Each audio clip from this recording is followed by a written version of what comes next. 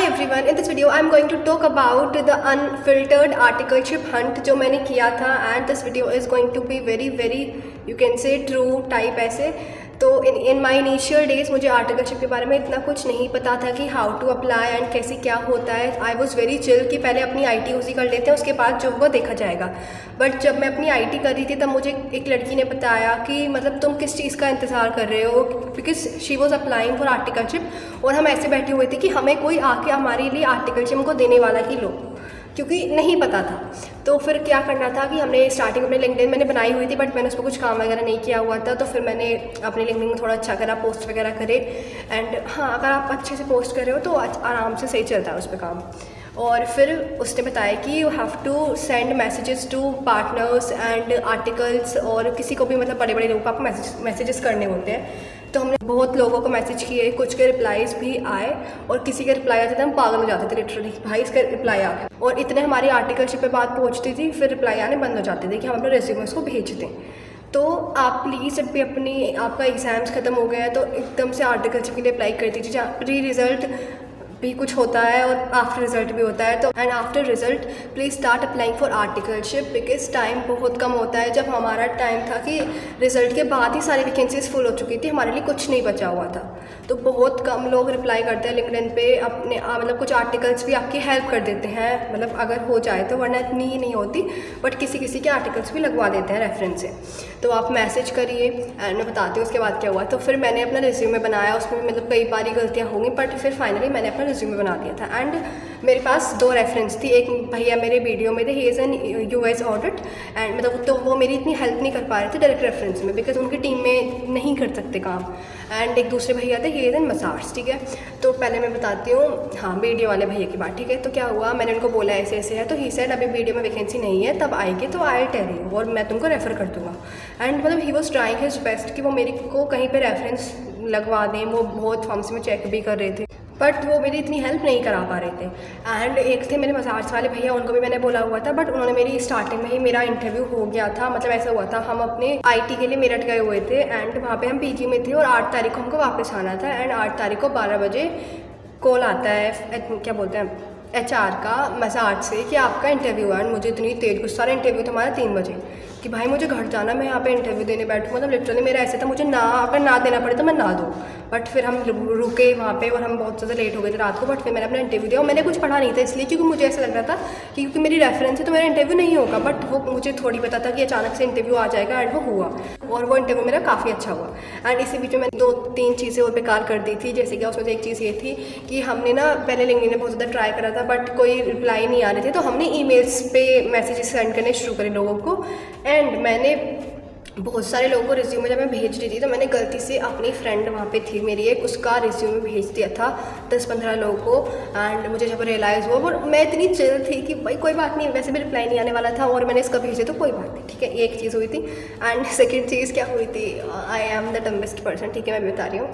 तो हम लोग जैसे ईमेल भेजते हैं ना, तो मुझे इतनी ज़्यादा नॉलेज नहीं थी प्रो वाली की ईमेल कैसे भेजते, मुझे नॉर्मल ईमेल भेजना आता था, ठीक है। तो फिर मेरी एक फ्रेंड ने बोला कि हमको ना सिर्फ बॉडी ऐड करनी होती है, मतलब अपना थोड़ा अपने बारे में बताना होता है, पूरी एप्लीकेशन टाइम लग रही थी बिल्कुल वो। तो लोगों ने ना व्हाट्सएप पे फॉरवर्ड कर दिया कि इसको जब आप ईमेल भेजो तो वहाँ पे कॉपी पेस्ट कर दे, पर मुझे उन्होंने ये नहीं बताया कि कहाँ पे कॉपी पेस्ट करना होता है। और मैं तो इतनी पागल थी, तो मैं जब भेज रही थी मैंने वो इतनी बड़ी बॉडी मैंने वो सब्जेक्ट पे कॉपी पेस्ट कर दी कि अगर किसी को मुझे रिप्लाई करना हो तो भी वो चाहे रिप्लाई ना कर सके। एंड इससे एक मैंने बेकार चीज़ करी थी इन माई आर्टिकलशिप हंट की। जब मैंने अपना रिज्यूमे बनाया था तो उसमें लिखना था कि मैंने अपना फाउंडेशन का अटैम्प्ट दिया था इन दिसंबर 2023। मैं उसको दिसंबर अटैम्प्ट बोलती हूँ बिकॉज वो मेरा 31 दिसंबर को मेरा पहला एग्जाम हुआ था, ठीक है।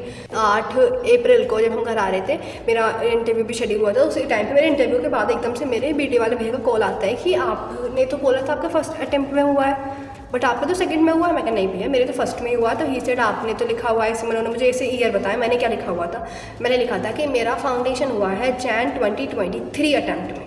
मुझे लिखना था दिसंबर 2023 बट मैंने लिख दिया गलती से जैन 2023, अदरवाइज़ मुझे लिखना था Jain 2024। And I was like भाई ये मैंने क्या किया है, मतलब मैं जान पूछ के अपने साथ गलत कर रही हूँ।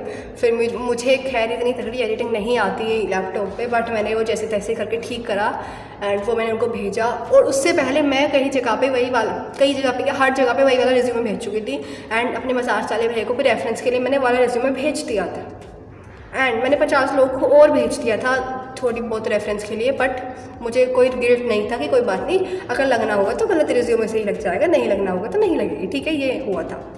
एंड आफ्टर दैट जब मैं घर आ गई तो फिर मैंने देखा कि वीडियो में वैकेंसी थी, तो मैंने अपने भैया को बोला कि भैया मतलब वीडियो में रेफरेंस चाहिए, अब आप तो लगवा सकते हो। और उन्होंने बोला ठीक है मैं आपकी लगा देता हूँ इंटरनल ऑडिट में रेफरेंस। तो भाई मेरा इंटरव्यू होता है इंटरनल ऑडिट का, मैं इतना पढ़ के बैठी थी, मेरा कॉम्पिटिटिव एग्जाम्स चल रहे थे, तो मैंने आके रात भर में पढ़ रही हूँ कि मुझे कुछ हो जाए। मुझे सपने आने लग गए थे कि अच्छी फर्म्स के कि मेरा होने वाला है ऐसे वाला। मैंने जब इंटरव्यू दिया दोपहर में, आई थिंक 2:30 बजे इंटरव्यू था, इतना बेकार इंटरव्यू ना, मुझे मेरी औकात दिख गई लिटरली, इतना गंदा इंटरव्यू हुआ है। मतलब एक भी क्वेश्चन सर ने वो नहीं पूछा जो यूट्यूब पे लोग बताते हैं। मैंने यूट्यूब की इतनी वीडियोस देखी, मैंने इतने नोट्स बनाए रात भर बैठ के, उसमें से सिर्फ एक क्वेश्चन पूछा था, that is what is risk based audit, जो मुझे पता था। नॉर्मली तुम सुन के भी बता सकते हो क्या होता है, अदरवाइज़ मुझे एक क्वेश्चन नहीं आता। भाई मुझे ऐसा लग रहा है कि मैं कहाँ पे आ गई हूँ, कि मैं इतनी गवार कब से होगी। एंड वही वाले सर थे जिन्होंने मुझसे पूछा how much you rate yourself on Excel, and I was like sir 2, क्योंकि मुझे नहीं आता, मैंने सिर्फ ITT में पढ़ा है।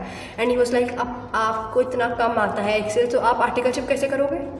मैं कैसे सर धीरे धीरे सीख जाएंगे। भाई मुझे पता है मुझे कितनी बेइज्जती फील हो रही थी, मुझे मन कर रहा था कि मैं ये इंटरव्यू यहीं छोड़ के भाग जाऊँ, बट मैं नहीं भाग सकती थी। एंड फाइनली मुझे आर्टिकलशिप मिल चुकी है and I got my articleship in फॉरवेस्ट मसाज गुड़गांव ब्रांच। एंड वो भी रेफरेंस से मिली थी, जो मेरा इंटरव्यू हुआ था ऑन 8 अप्रैल को। एंड मेरा बहुत अच्छा इंटरव्यू हुआ था लिटरली, बिकॉज उन्होंने बहुत बेसिक्स और इजी वाले क्वेश्चंस पूछे थे जो एक बच्चे को पता होने चाहिए as a intermediate student. And मेरा भगवान जी कृपा से हुई है लिटरली। मैं कहाँ नहीं भटकी, मैंने क्या नहीं झेला, मैंने इतने 4 महीने डिले कर दिया। एंड उसके बाद जो हुआ है बता दूँ क्या? हाँ तो बता देती हूँ। मेरी 2 से ज्वाइनिंग थी 2 जून एंड 1 जून को हम गुड़गांव चले गए थे। मैंने अपना PG वगैरह सब सेट हो गया था, ठीक है। एंड अचानक से मेरे पेट में दर्द होने लग जाता है एंड आई एम लाइक कि क्या हो रहा है भाई। मेरे को 2 साल से I am fine, but I don't know अचानक से मुझे क्या हो जाता है। एंड वहाँ पे दवाई वगैरह लेती हूँ एंड मेरे को वॉमिटिंग शुरू हो चुकी है जो रुकने का नाम नहीं ले रही थी। एंड मैं हॉस्पिटल में थी एंड मेरे को ड्रिप लगी हुई है। एंड तब मुझे मैं रो रही हूँ, मैं बैठ पड़ी हूँ, मैं रो रही हूँ कि हाँ मेरे पापा मुझे छोड़ के जाने वाले। एक तो मेरे दर्द भी हो रहा था एंड ऊपर से मुझे ऐसा था कि यार ये जाने वाले, ऊपर से हॉस्पिटल वाले लोग ये बोल रहे हैं कि इनको शायद डर लग रहा है कि पापा जाने वाले हैं, बट मेरे दर्द हो रहा था। और फिर फाइनली मैं अपना सामान रख के 1 तारीख को ही वापस आ गई और 1 से आज 10 तारीख है और मैं आज तक यहीं हूँ अपने घर पे। इतनी मुश्किल से तो मैं ज्वाइनिंग करने जा रही थी, बट भगवान को मंजूर नहीं था। अब 1-2 दिन में मैं फिर से ज्वाइनिंग करने की कोशिश करूँगी, भगवान करे मैं हो जाए। एंड अभी मैं आर्टिकलशिप के व्लॉग्स भी बनाऊँगी। That's all for this video, thank you.